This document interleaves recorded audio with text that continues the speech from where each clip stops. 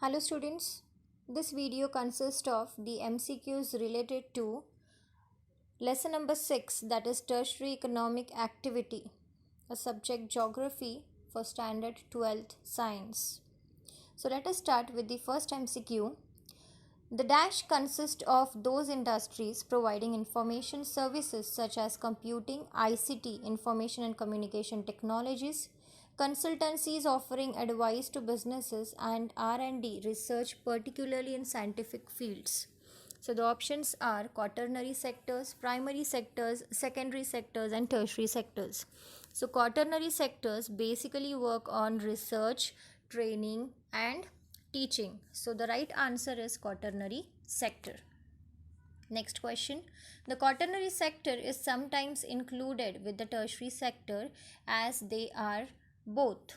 So the options are private sector, joint sector, service sector, and cooperative sector.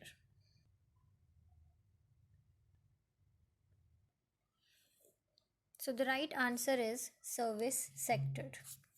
Next question. In the poorest countries, there tend to be more people working in the dash than in either the secondary or tertiary sectors. So, wherever the economic condition of a country is low, then definitely that population is basically engaged in the primary sector or a primary occupation. Next question. Agglomeration is when a number of producers in the same or related industries group themselves together. So this statement is totally true. They do this to benefit from local skill pools, economies of a scale, or prowess of a locality in a particular field. So both the options are true in the case of agglomeration. Agglomeration means what? When so many interdependent companies, they come together and they establish their setup at a particular place and they relate their work with each other. So these are the agglomeration industry, and after that it benefits to all of them. So both A and B is true. Next, footloose industries are those that are less dependent on factors that tie them to a specific geographical location. Unlike manufacturing industries, tertiary or services companies do not have to be near a source of raw material. So this is very true. Your footloose industries, they are not dependent on any of the factors like other geographical location like climate, water, whatever it is. Okay, they are very flexible. They continuously relocate themselves.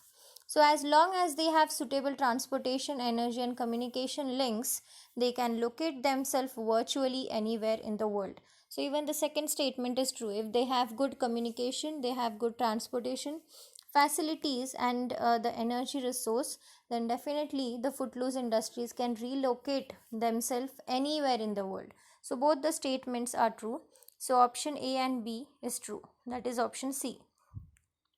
Next question. Scarcity of capital, technological backwardness and unemployment are generally found in dash.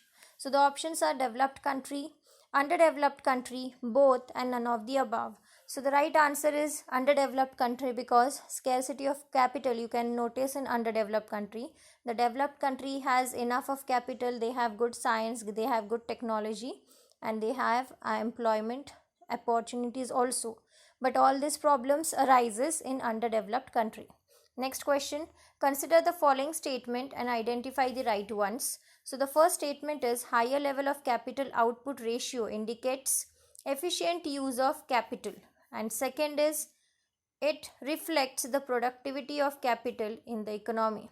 So whenever you invest a higher level of capital, then definitely your capital output ratio will be more, and it reflects the productivity of the capital in the economy. So even the second statement is true. So answer is both are true. Next question. Which of the following about strategy of balanced growth is right? Simultaneous investment in all the sectors, all sectors are independent, and both, and none of the above.